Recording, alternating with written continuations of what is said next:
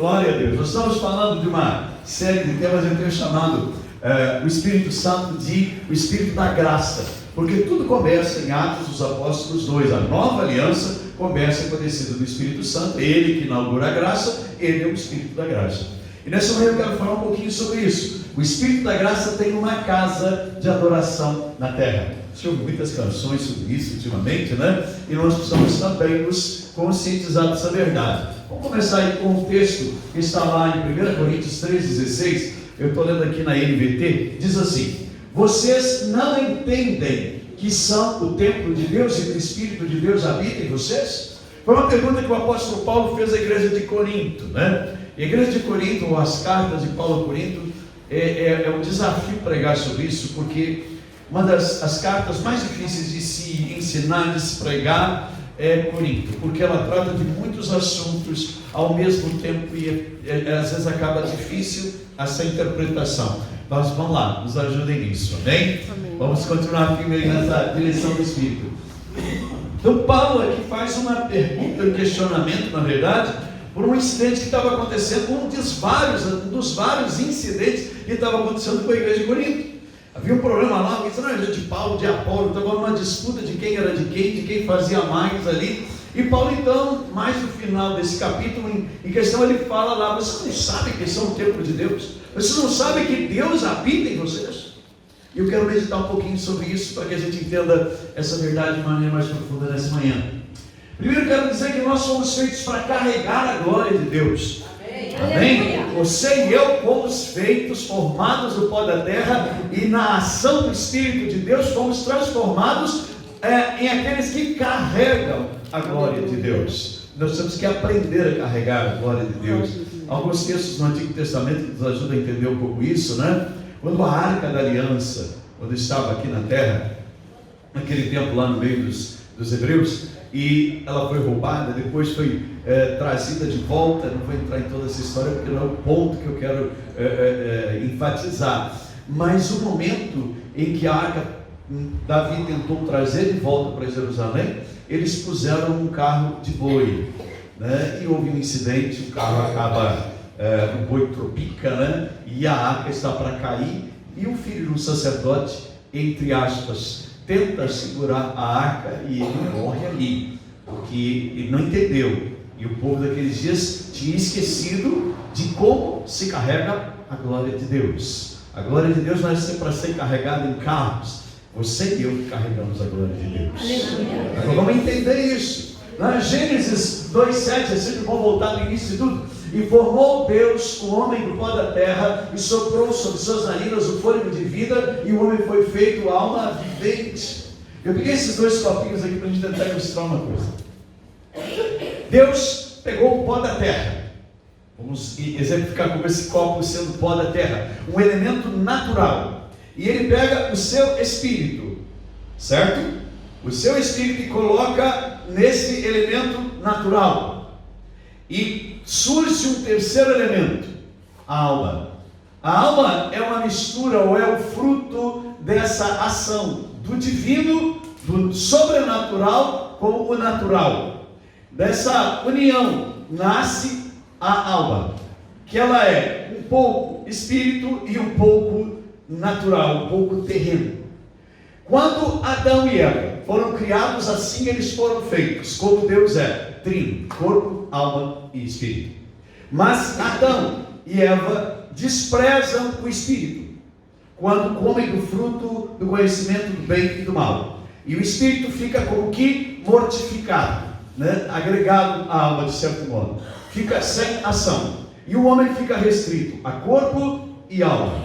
Só que alma é algo que Deus não pode depositar a presença dele na alma, e menos o corpo, porque o corpo aponta para o que é natural. Então, se eu tentar colocar um dos símbolos do Espírito é água, se eu tentar colocar água no que é natural, vai dar certo? Não dá. Então não pode ser derramado nessa questão.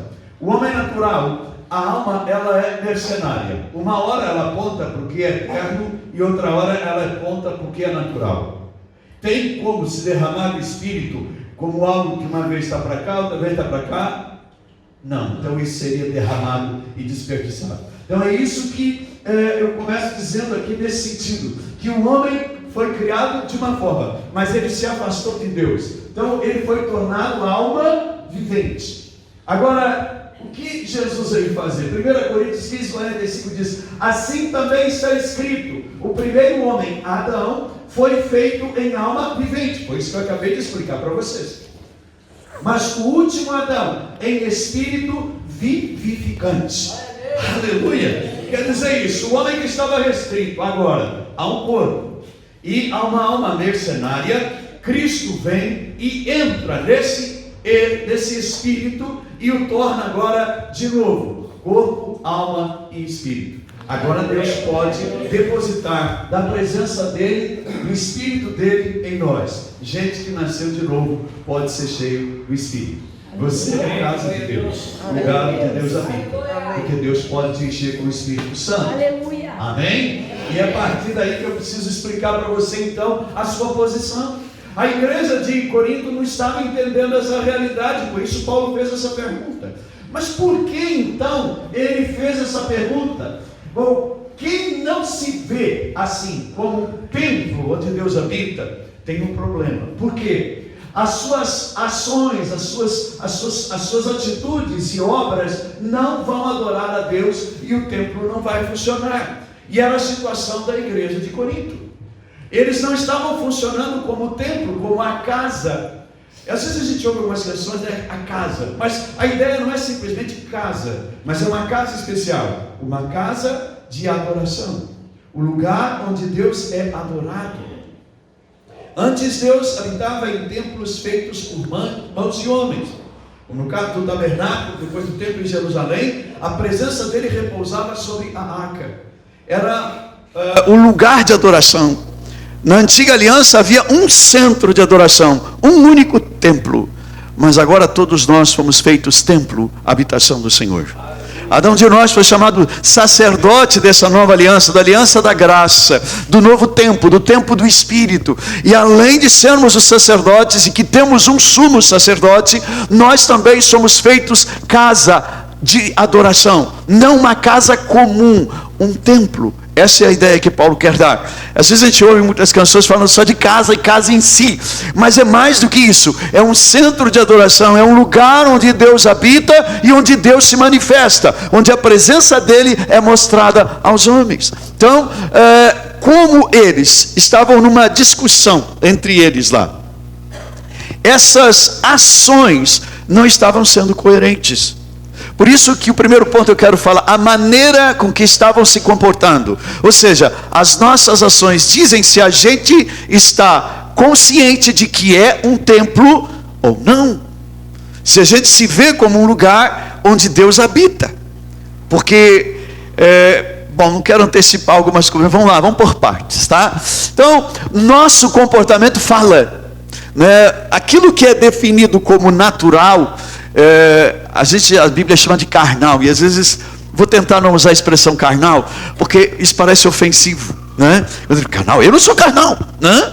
Mas a ideia, por isso que a gente tem que usar um termo mais ameno, mas que não deixa de ser verdadeiro, é natural. Muitas vezes nós nos focamos muito mais na nossa essência natural. E só que no natural, como a gente já falou, o natural não dá para se depositar as coisas espirituais.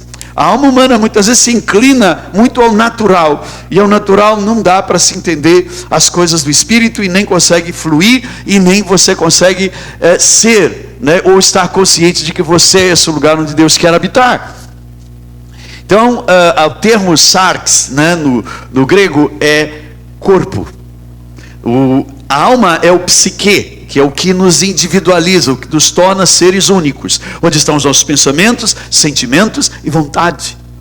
E existe o pneuma, que é o espírito. Quando a gente nasceu de novo, nós lemos que Jesus, o último Adão, nos tornou espírito vivificante, alma vivificante. Agora nós temos um espírito, e então Deus pode depositar a essência dele, porque Deus é espírito. Deus não deposita na alma e nem no corpo, pelas razões pelas quais já expliquei, mas ele deposita a sua presença no nosso espírito. Deus habita no seu espírito. Mas, na verdade, isso tudo compõe uma coisa só, no final das contas, né? Às vezes é tão difícil separar a alma, né, do natural, do espiritual, que Hebreus diz que a palavra de Deus é como uma espada penetrante que penetra até a divisão da alma e do espírito, apta para discernir juntas e medulas. O que ele está falando aqui é a ideia de um sacrifício. O sacerdote, quando ia oferecer um sacrifício, e os animais eram oferecidos como sacrifícios, eles eram como que esquartejados, os órgãos separados e colocados no altar. Você e eu somos um sacrifício, de um certo modo. Falava isso semana passada, quando disse que quando o Espírito Santo pode ser extinguido, no sentido de que a nossa natureza humana, nosso natural, tem que ser posto no altar, que alimenta essa chama do Espírito. Amém? Então, entender essas partes ajuda a gente a entender o que é o primeiro versículo e como Paulo começa a falar esse capítulo. Ele diz assim: e eu, meus irmãos, não vos pude falar como espirituais, mas como a carnais, como meninos em Cristo. Peraí, eles eram carnais, ou melhor, eles tinham sido vivificados por Cristo? Claro.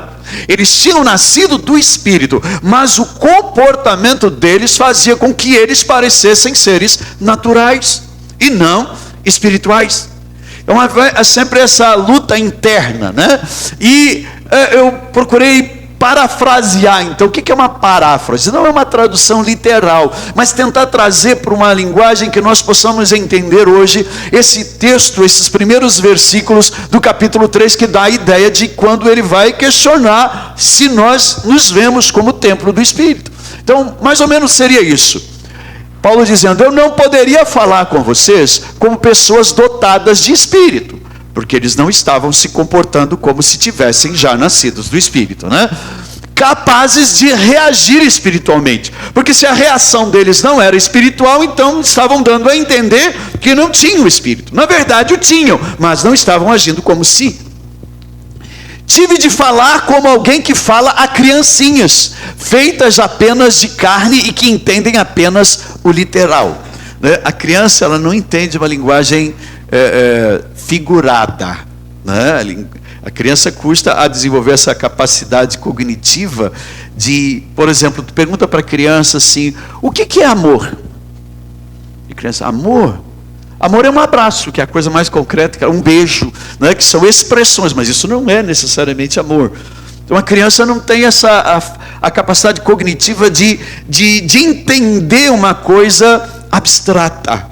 E é isso que Paulo está dizendo. Ele queria falar de coisas espirituais, de coisas mais profundas para aquela igreja, mas infelizmente eles estavam tendo uma postura natural. Tinham espiritual, tinham nascidos do Espírito, mas se comportavam como pessoas naturais, dando a entender que não tinham nascido do Espírito. Então ele não podia falar coisas mais profundas para eles, porque eles simplesmente tinham uma compreensão limitada, muito natural das coisas. Paulo também diz que aquele que não é nascido do Espírito não entende as coisas do Espírito. Mas esse não era o caso da igreja de Corinto. Nascidos do Espírito eles já tinham sido. O problema é que eles não se comportavam como se fossem nascidos do Espírito. Então olha o que ele vai dizendo aqui: pois os Espíritos se desenvolverão mais tarde, né? Embora a princípio sejam maduros, porque a gente volta também ao contexto bíblico aqui novamente. A Bíblia diz que quando nós nascemos de Cristo, quando nós nascemos do Espírito, nós não somos crianças. Quando vários momentos em que fala que nós somos filhos de Deus, eu quero abrir um parênteses: nem todo mundo é filho de Deus. Há uma condição básica para que a pessoa seja filho de Deus, é nascer do Espírito, senão ele vai ser só filho de Adão. Nós temos que ser filhos do último Adão, nascidos do Espírito. Por isso João escreve 1,12: mas a todos quantos o receberam, deu-lhes o poder de serem feitos filhos de Deus, a saber, os que creem no seu nome. Então só uma maneira de ser filho de Deus, nascendo do Espírito, quando Cristo entra e faz nosso espírito renascer. Por isso se diz que é nascido do Espírito, nasceu de novo, é nova criatura. Agora, como eu digo para vocês regularmente, né? Quem é nascido do Espírito não é normal. As pessoas se chocam um pouco com isso, né? Não é normal, ou melhor, não é natural. Nós somos espirituais. Então a gente não pode se comportar mais de uma forma natural, de uma forma comum. Você não é e nem pode ser uma pessoa comum, porque agora você é filho de Deus. Amém? Isso é uma ação sobrenatural, não é fruto do teu esforço, porque você crê e se torna. O problema é que quando a gente crê e não se comporta como quem crê, há uma desassociação aí, há uma incoerência, e é isso que Paulo está falando. A igreja tinha nascido do Espírito, mas não se comportava como? Pareciam crianças que não cresciam. Mas a palavra diz que aquele que é nascido de Deus, a palavra para filhos nessa ação, no grego é huios, que é filho maduro. Temos falado isso aqui na quarta, né, quando estamos estudando a carta de Paulo aos Gálatas, mas para quem não estava, vou dar uma palhinha. Paulo chega a dizer que quando a pessoa é imatura, ela depende de um aio. Isso era no passado, dependia da lei. Quando o cristão não vive pelo Espírito, ele se torna imaturo. Era um pouco da igreja de Corinto. Embora nascidos da graça, filhos de Deus, ainda tinham um comportamento carnal. Quem depende da lei se torna natural. Quem depende do Espírito se torna espiritual. Nós não estamos mais debaixo dos 10 mandamentos. Não, ou melhor, a nossa relação com Deus não está baseada em obedecer regras, mas sim em que o espírito daquele que obedeceu todas as regras está dentro de nós. Então facilmente nós obedecemos. Amém? Na antiga aliança foi dada a lei, mas não se tinha o espírito para obedecer a lei. Então nunca ninguém obedeceu perfeitamente. E a palavra diz que se desobedecer uma, é como se não tivesse obedecido nenhuma. Então Deus sempre tratou o homem na antiga aliança com misericórdia. Eles não recebiam o que mereciam. O que eles mereciam? Morte e condenação. Mas Deus os tratou com misericórdia. Na nova aliança, nós não somos tratados com misericórdia, nós somos tratados com graça. Qual é a diferença? É que na lei eles não recebiam o que mereciam. Na graça, nós recebemos o que não merecemos.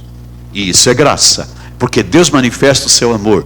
Cristo pagou a conta, e agora nós vivemos de Cristo. Fomos gerados em Cristo, e agora somos chamados a viver essa vida conduzida pelo Espírito. Por isso que a Bíblia diz que na nova aliança há uma lei, a lei do Espírito e vida. Então tudo ficou resumido na ação do Espírito, porque nenhum homem conseguiu obedecer, nenhum homem natural, mas Cristo veio como o homem perfeito e obedeceu, e agora o Espírito dele está dentro de nós. Se ele obedeceu, e ele de fato obedeceu, o Espírito dele que está em nós nos leva a obedecer. Mas nós temos que ser coerentes com relação a isso, e deixar o Espírito controlar, fazer esse investimento no Espírito. Então, voltando aqui, então Paulo está dizendo, embora vocês nasceram como filhos de Deus e filhos maduros, e podem desfrutar de tudo que vocês já têm, dado por Cristo, vocês estão se comportando como crianças em suas ações, não podem receber mais. Um outro exemplo disso, por exemplo, um pai que tenha uma BMW na garagem e tem um filho que tem 5 anos de idade. Essa BMW é do filho, porque ele também é herdeiro. Mas a pergunta é, esse filho pode dirigir a BMW? Não. Por isso que ele diz que o filho pequeno é como o escravo nessa condição. Mas por isso que a Bíblia diz que quando nós nascemos de Cristo, nascemos do Espírito, nós já somos huios, filhos maduros. Você aceitou Jesus, você já pode corresponder e responder por toda a obra de Cristo na sua vida, no sentido de você ser dirigido por Ele, e no sentido de receber tudo e desfrutar tudo o que Jesus já conquistou na cruz. Tem gente, às vezes a gente coloca, mas é muito novo na fé. Claro que existe a questão do discipulado, do amadurecimento do cognitivo, mas a gente está falando do espiritual. Na essência, no espírito, ele já é filho maduro, pleno, para receber todas as bênçãos do Senhor. Amém? Inclusive o batismo com o Espírito Santo. É interessante que a gente espera que o Espírito Santo seja derramado sobre a nossa vida. Ele já foi derramado. Amém? Se você ainda não foi batizado com o Espírito Santo, é tipo assim, ele já te deu o presente, mas você não abriu o presente. Eu não sei por que não, mas é seu. Abra.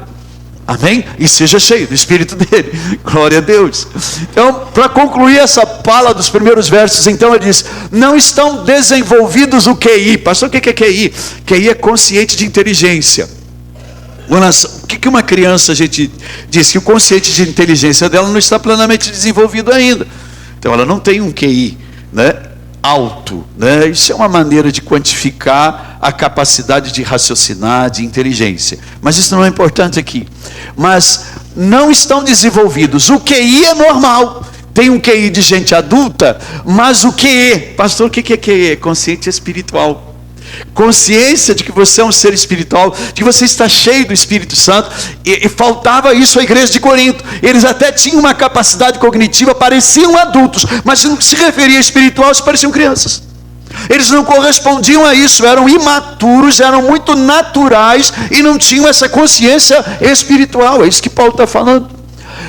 Ainda é baixo por causa do comportamento que tiveram. Agora ele dá a entender que o nosso comportamento define ou diz algo, diz o quanto nós estamos conscientes que somos um ser espiritual. Falei um monte de coisa aqui, mas para ser mais enxuto ainda, muitos cristãos hoje nasceram de novo, mas se comportam como crianças, e não têm direito de se comportar como crianças, porque do ponto de vista de Deus, eles já são maduros.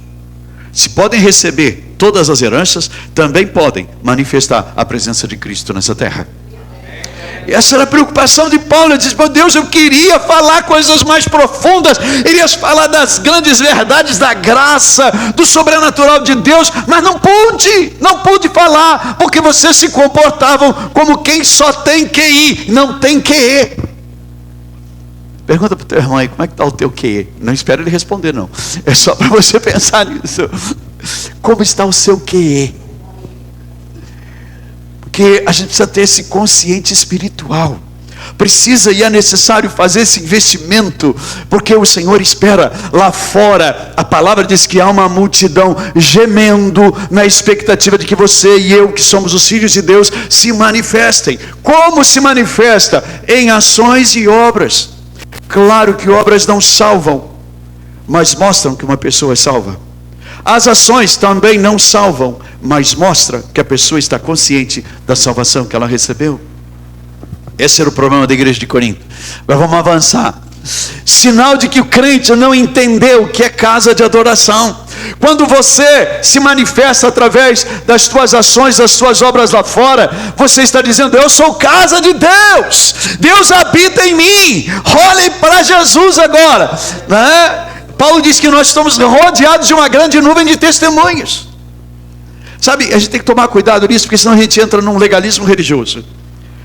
Cuidado, que as pessoas estão te olhando, olha o bom testemunho. E a gente se foca e fica assim: não, agora eu não posso. Não é, querido, para um pouquinho. A partir do momento que você tem que forçar para ser uma coisa, você não é.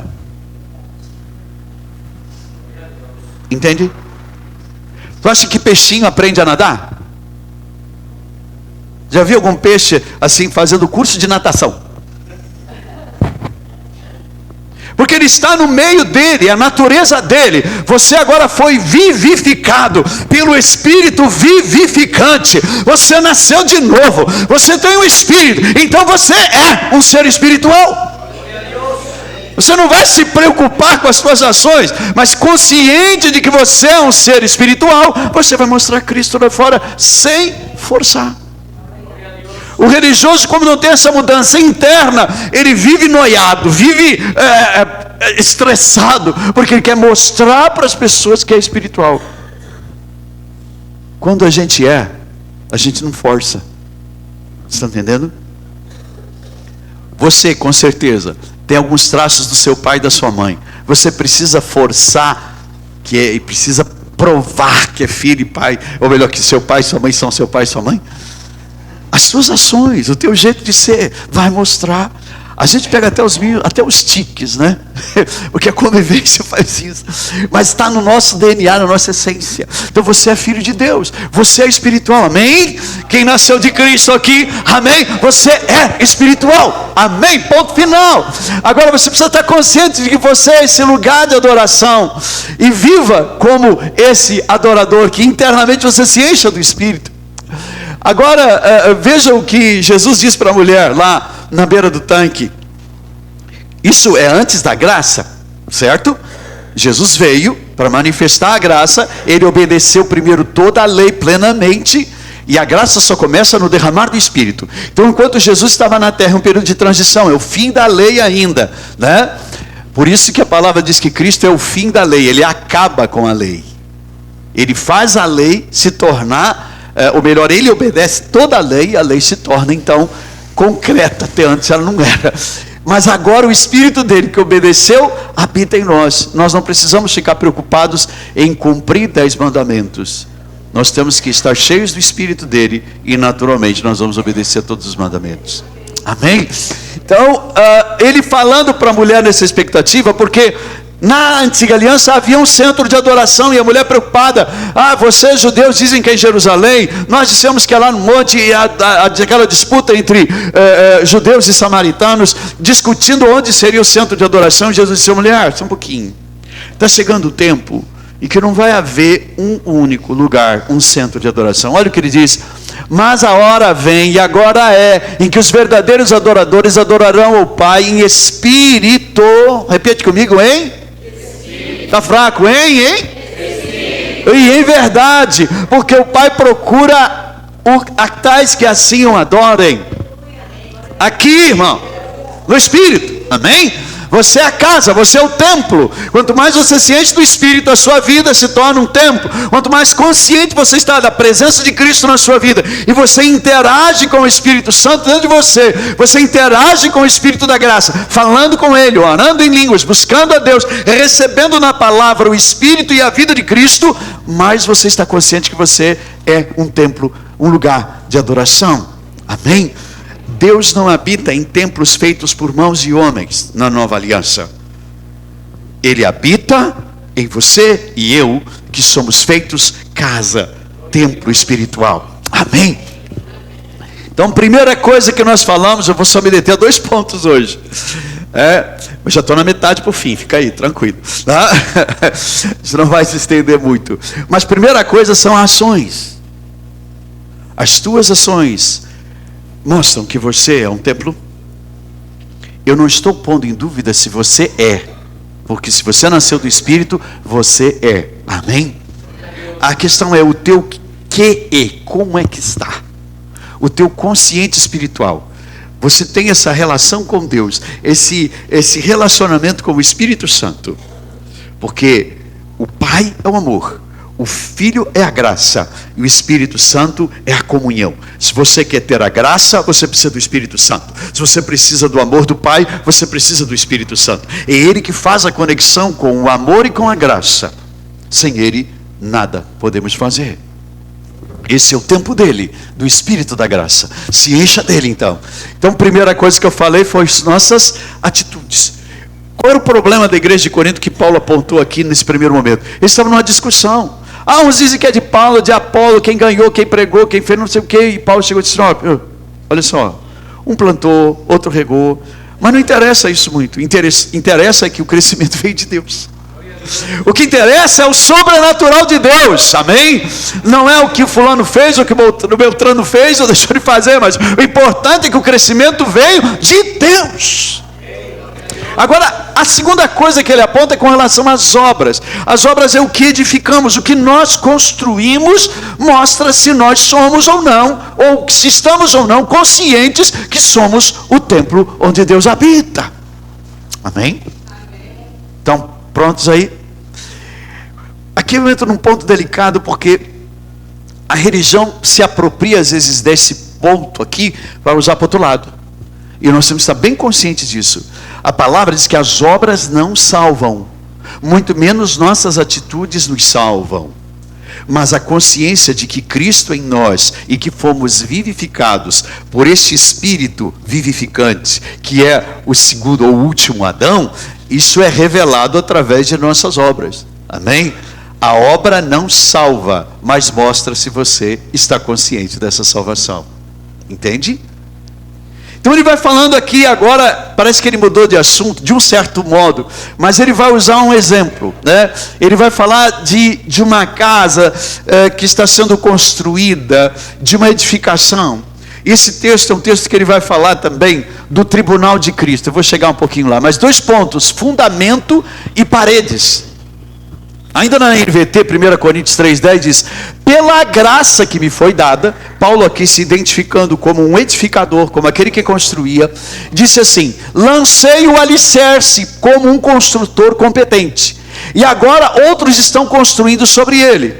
Que fundamento que ele lançou? Justamente a base da salvação, Cristo. Ele é a rocha, ele é o alicerce, ele é o solo firme. Mas quem constrói sobre o alicerce precisa ter cuidado. Então ele fala agora do que está sendo construído sobre o alicerce. O que é construído sobre os alicerces? As paredes. E o que são as paredes? As paredes ele identifica aqui, vou voltar um pouquinho ao alicerce. Lucas 6,48, Jesus falando da casa edificada sobre a areia e sobre a rocha, uma parábola que Jesus conta, você lembra, mas só vou aqui relembrar para quem não conhece. Jesus falando de vida espiritual das pessoas, ele fez uma comparação. Alguém construiu a sua casa e não buscou o solo firme, simplesmente colocou o alicerce de qualquer maneira, em cima da areia, e veio a chuva e levou embora a areia e foi tudo embora. E alguém que cavou, que alguém que fez um investimento no seu QE, no seu consciente espiritual, cavou até encontrar uma rocha, e sobre essa rocha que ele colocou o alicerce. Vejam que o problema é onde se coloca o alicerce. Entende? O alicerce é Jesus, mas ele também tem um fundamento, é ele próprio. O alicerce é a revelação de que Cristo é o Filho de Deus. E o alicerce é o próprio Senhor. E ele é a rocha segura e firme. Amém? Então olha o que ele falou. É semelhante a um homem que edificou uma casa e cavou. Cavou. Abriu bem fundo. Para cavar e abrir bem fundo, exige um certo trabalho. Na graça a gente fala que a gente não trabalha, na verdade. A gente descansa no trabalho de Jesus. E não é que a gente não trabalhe, na verdade. É um trabalho dirigido pelo Espírito. Quando o Espírito Santo está te tocando para você orar, quando o Espírito está tocando para você ler a palavra, ou mesmo que você talvez não se sinta tocado, mas você entende que você precisa dele, você tem sede dele, então você se dispõe. Cavar aqui é você orar, é você ler a palavra, não é necessariamente fazer coisas, mas buscar a Deus, investir nesse relacionamento com ele, certo? O exemplo do sujeito que construiu a casa sobre a areia é que ele não se esforçou nesse relacionamento, ele não buscou o alicerce, ou melhor, ele não buscou o solo, a rocha onde ele ia depositar o alicerce, certo? Então muitas vezes os cristãos não estão investindo nisso. Eu já tenho um alicerce, mas coloca sobre a areia. Aí quando vem as lutas e as tempestades, existe uma enormidade de crentes que a gente diz que são desviados, não deveria ser bem essa palavra, mas tudo bem, mas eles estão como que desabados, perdidos em sua vida, porque perderam o chão, ou seja, que algum dia cavaram para ter realmente esse solo firme. Estão entendendo, meu irmão? Por que motivo você vai cavar? Porque você se sente tão amado por ele, que você vai orar mais. Você se sente tão amado por ele, que vai buscar na palavra dele.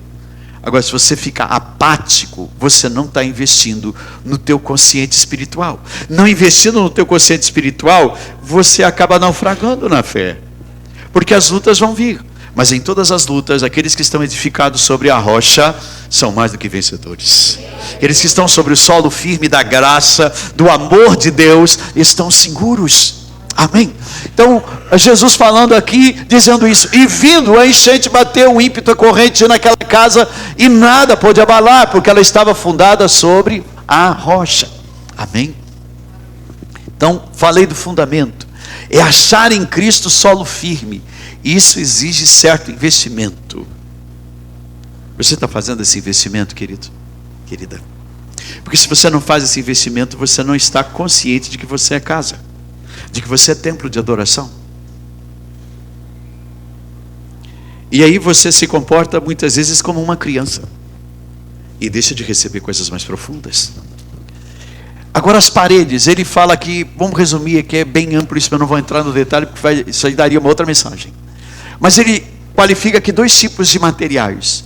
Materiais perecíveis e materiais que não são perecíveis diante do fogo, que não são consumidos diante do fogo.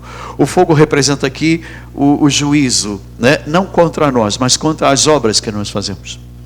Há quem construa ou quem faça essas paredes de ouro, de prata, de pedras preciosas. É o crente que é salvo e ele faz as coisas dirigidas pelo Espírito. Ele tem consciência de que é casa, a habitação do Senhor, e ele faz as coisas pelo Espírito, dirigido por Deus, dirigido por Jesus. Aqui a ideia de Deus Pai, ouro, Jesus a prata e as obras preciosas do Espírito Santo. Essas são as obras dirigidas por Deus. É aquele que faz as suas obras aqui na terra baseado num alicerce espiritual, numa direção espiritual, numa consciência espiritual. E aqueles que trabalham para Deus muito no campo natural. Tem muitas coisas, ontem eu falava com os irmãos, tem muitas coisas que a gente faz na igreja que Deus não disse para fazer. É bom, é certo, mas Deus não mandou. Deus não dirigiu. É feito muito mais pela nossa perspectiva de querer comprar Deus, de agradar a Deus, de fazer para conquistar Deus. E isso não vale nada para Deus. Porque não é o que fazemos, é o que Jesus fez. E a nossa fé no que Jesus fez nos faz agraciados. Mas aqui ele coloca a ideia de que tem coisas que estão sendo feitas na igreja, no corpo, e na igreja em Corinto em específico, porque por causa da infantilidade deles, por causa dessa falta de consciência de que eram seres espirituais, e de agirem, e de terem ações e obras como seres espirituais, coisas que iriam passar pelo fogo, como a madeira. Se pega a madeira e coloca no fogo, ela queima. Queima não tão rápido, mas queima. E depois ele fala de feno. Feno é uma palha que o gado come, é um capim ainda tem certa, ainda é verde, já não queima mais rápido que a madeira, mas não é tão fácil de queimar como a palha. E por último, a palha. Todas essas obras são frutos do braço humano, da força humana não dirigida pelo Espírito, da natureza terrena, fraca, derrotada, e isso só produz coisas fracas e derrotadas. Ele não está falando aqui, depois ele vai falando que esse é, de certo modo, o tribunal de Cristo. Todos os salvos vão chegar lá nos céus, diante do Senhor, e salvos, não tem como perder a salvação, mas chegam com suas obras nas mãos, e essas obras vão passar pelo fogo. E ele chega a dizer que muitos serão salvos do fogo, porque na hora que o fogo passa, tudo vai queimar, mas o Senhor tira do fogo. Mas isso é um retrato de um cristão imaturo, de um crente que muitas vezes não tem essa consciência de que a sua vida é o templo onde Deus habita. O seu corpo manifesta as obras do Espírito e manifesta as ações do Espírito. Quando o teu corpo não manifesta as obras do Espírito e as ações do Espírito, você está sendo infantil. Você está sendo como criança. Então, não vou entrar em maiores detalhes aqui. Viver como naturais é destruir o que Deus quer construir. Essa frase é muito importante você entender. Viver como uma pessoa natural é destruir o que Deus quer construir. Olha aqui 1 Coríntios 3,17. E Deus destruirá quem destruir o seu templo, pois o templo de Deus é santo, e vocês são esse templo. Quando você se comporta como um ser espiritual, com ações e obras que glorificam a Deus, dirigidos pelo Espírito, pela Trindade, você se torna um ser espiritual, você está consciente. Todos nós já somos, mas nós temos que ter ações e obras coerentes com isso. Porque se não for, então você não está investindo no teu consciente espiritual. Ele fala aqui de galardão, de um prêmio lá nos céus. Diante do Senhor todos nós somos iguais. A questão não é o nosso esforço, mas é quem ou por quem nós estamos nos esforçando, ou o que nos dirige nesse esforço. Então a obra do Espírito, a graça não é não fazer nada, mas fazer dirigido pelo Espírito. Aquilo que não é dirigido pelo Espírito não suporta o fogo de Deus. Mas aquilo que é dirigido pelo Espírito vai refletir em galardão na sua vida lá nos céus. Em um prêmio, em algo mais. A salvação já é um prêmio enorme, mas Deus quer te dar mais. Mas depende da tua coerência. Você é a casa onde Deus habita. Você está consciente disso?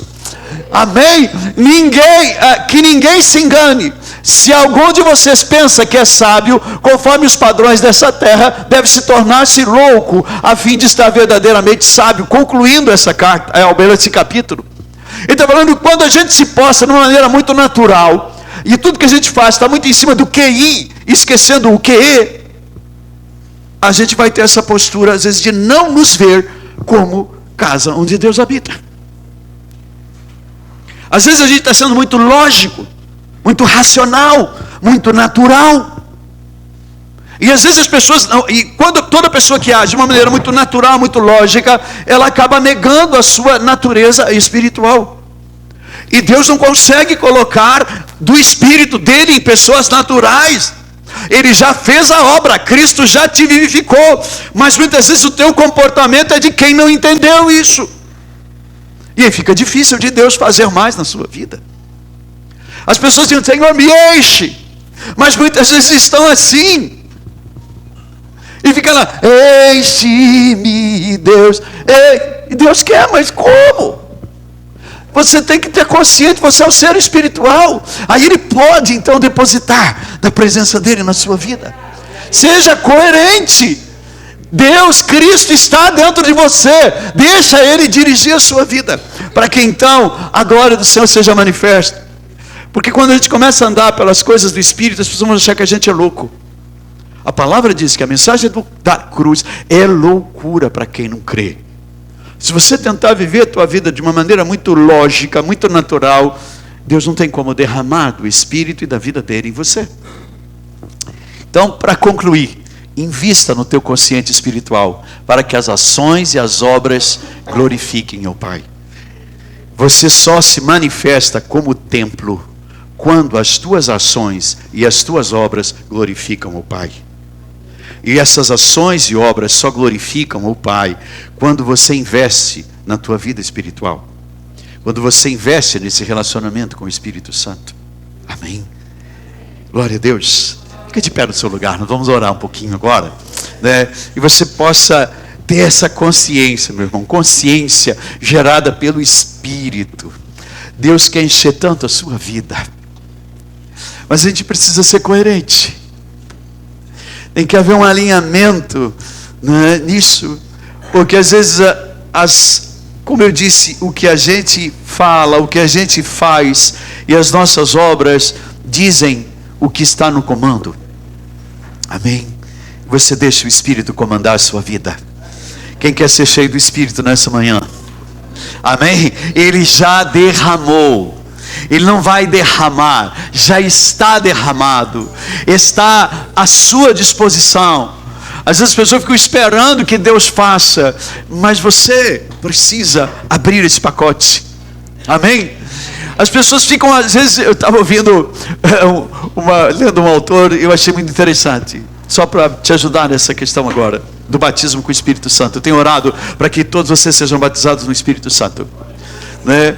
Mas um pastor já partiu para o Senhor, ele dizia assim, tem gente que acha que o batismo com o Espírito Santo é quando Deus coloca um radinho dentro da garganta da pessoa, e quando Ele quer, Ele liga o botão e sai o som.